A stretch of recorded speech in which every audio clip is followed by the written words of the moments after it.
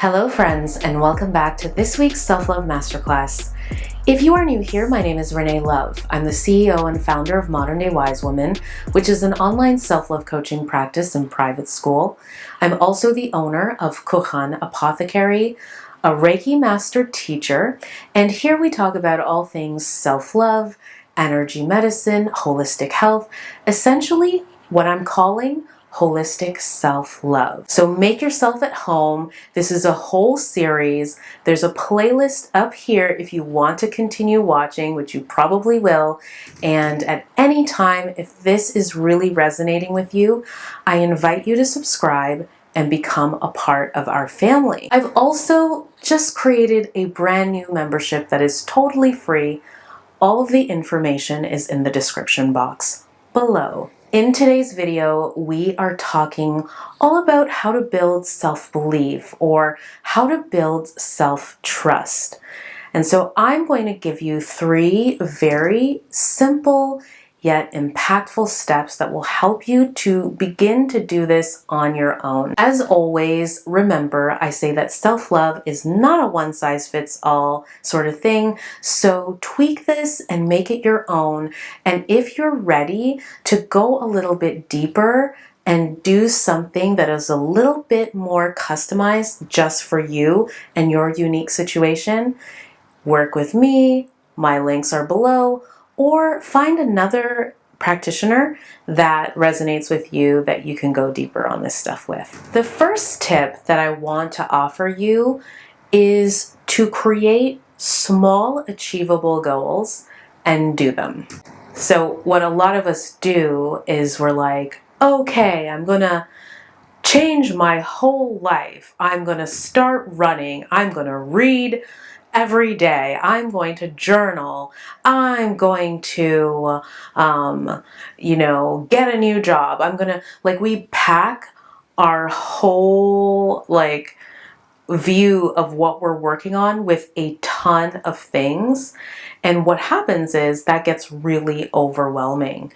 And even for the most, on top of it, organized, person who has maximum belief in themselves, it's just really unrealistic to have so many things that you are putting 100% of your focus on. Guaranteed, some of those things are going to fall out of focus, fall off your plate, and you're not going to be able to achieve them or get them done at all, or to the satisfaction of your liking. People who already have self-belief, when they accomplish some things and they don't accomplish other things, they don't really feel any way about it. But for people who are already struggling with self-belief and really self-trust, their belief that they can really do things, accomplish things, honor their word, that sort of thing, it has such a damaging effect to take on 1,000,001 things and then feel like you only got one or none of those things done. What it does is it contributes to you feeling, once again, like you can't do anything right or like you can't do anything. So to counteract this, we want to shift our expectations and set goals that are much more realistic. So, example, I'm going to say affirmations each day. Or, simplify it even more, I am going to say this affirmation once a day. I'm going to do it in the mornings when I wake up. And then what you do is you set some parameters around that. So I'm going to say this affirmation every single day, and then it's for X amount of days. So for 5 days, right? And then you do that. When you actually demonstrate to yourself that you can set something, follow through on it, and you're like, okay, I did that. It builds your self-belief and it builds your self-trust. What you are affirming to yourself and what you are basically confirming with yourself is like, hey, I am someone that if I say I'm going to do something, I can do it. So that is the muscle that we really want to develop. And so you start with doing small achievable goals like that.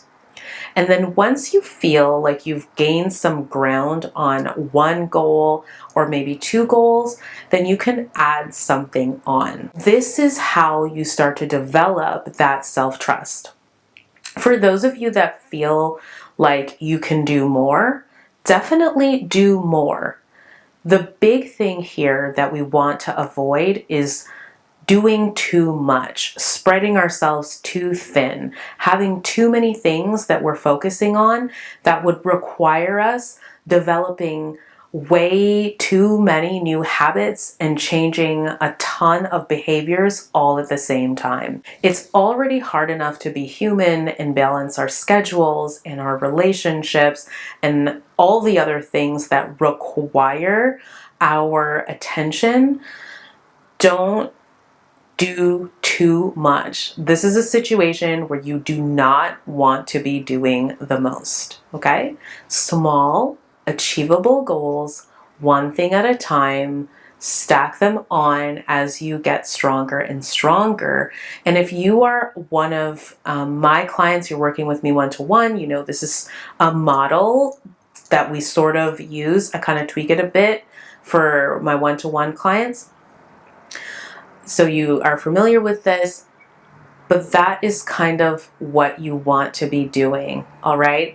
And if you want to go deeper on this, I definitely recommend that you share this video with your therapist or your coach, or if you want to book with me, you can do that. The second tip that I have for you is that you want to note instances when you speak up for yourself or you speak your truth.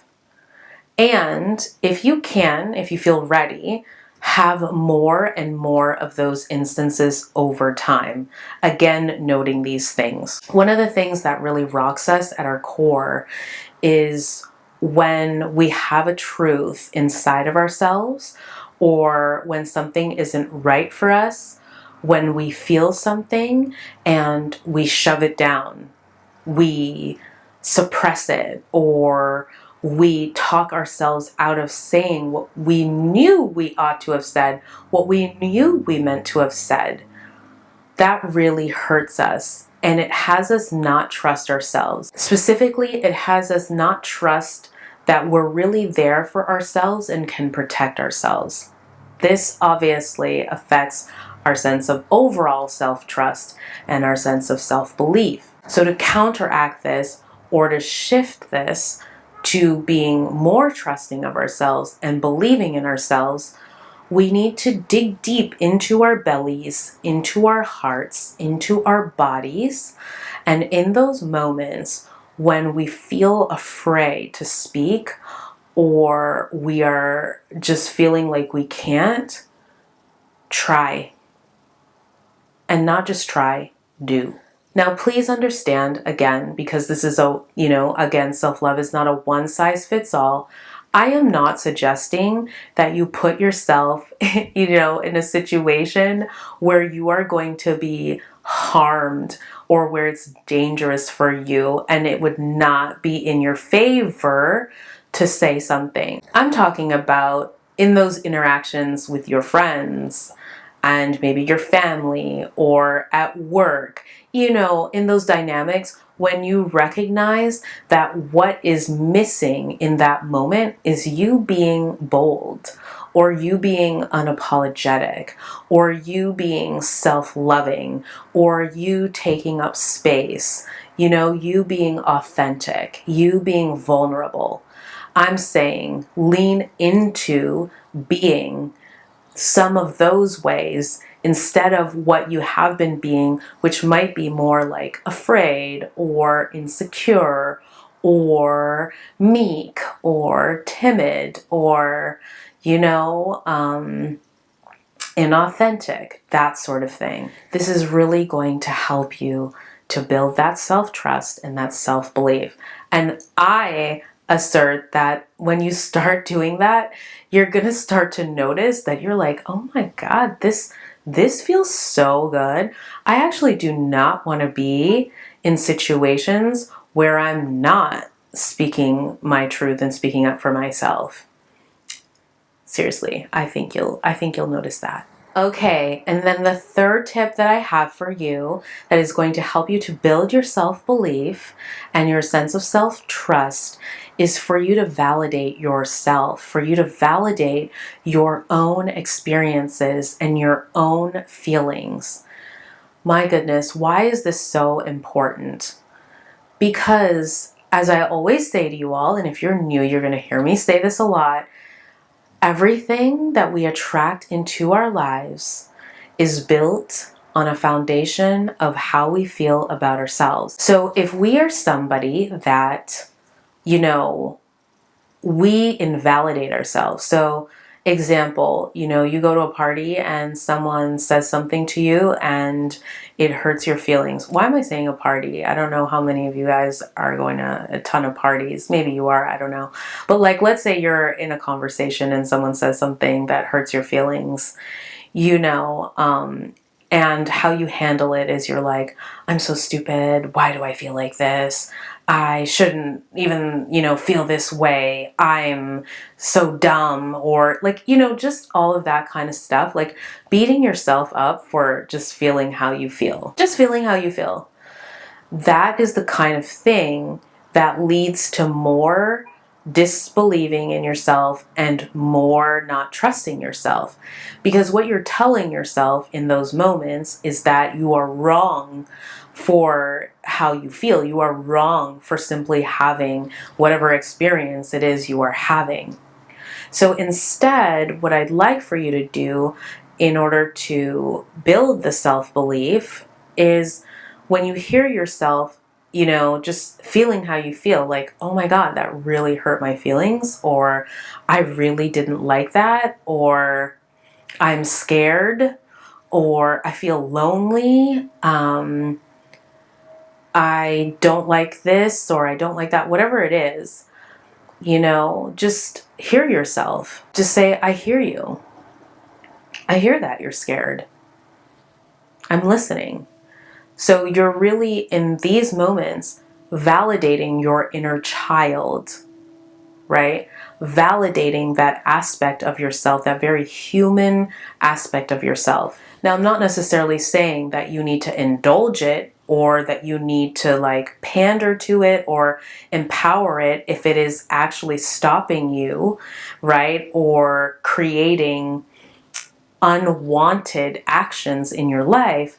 But what I'm saying is that you don't attack yourself.